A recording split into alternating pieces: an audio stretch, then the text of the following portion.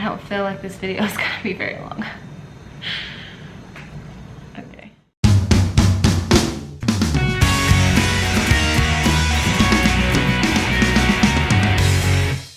I asked my doctor for a prescription for a FreeStyle Libre, and I got it, and it was very expensive.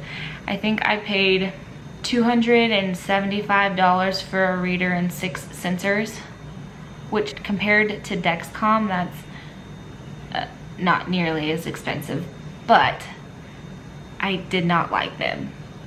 This is what the reader looks like.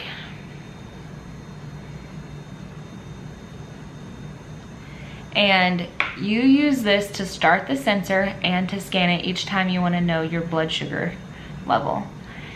Or you can use the app on your phone to do it, but you would scan it and it would give you your blood sugar level. And I don't have it on anymore, but I still have some of the adhesive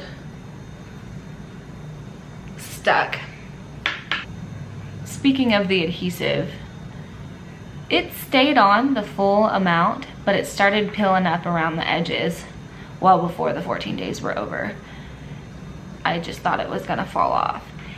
And I don't know if it's a flaw design or if I was just still getting used to having something on my arm, but I kept catching it on everything.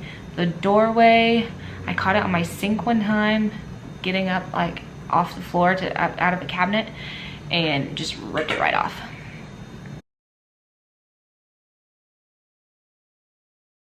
And you can't put them back in once you rip them off, so it's a total waste.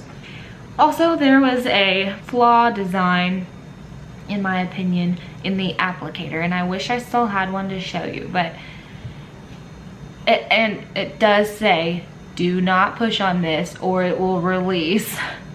But I was just looking at it for the first time because I was excited to use it, so I'm like twiddling with it, looking around, and I accidentally set it off and wasted a whole sensor, and I was so upset. So just referring to like Dexcom, they have the little thing that you have to clip off before you can press the button, and that was a smart move because it would be really hard to accidentally set one of those off if you weren't ready to insert it.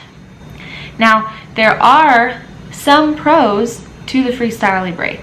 If it is the only CGM that you can get your hands on, then it would be worth it because you get to see your graphs for the day, trends of your blood sugar levels, and arrows that are telling you, you know, it's going high, straight up, trending up, or steady, trending down, or straight down. And that is handy information to have because if you are 75 with straight arrow up, you probably don't need to do anything about that. But if you are 75 and you are straight arrow down, you are very quickly going to be into a low glucose episode.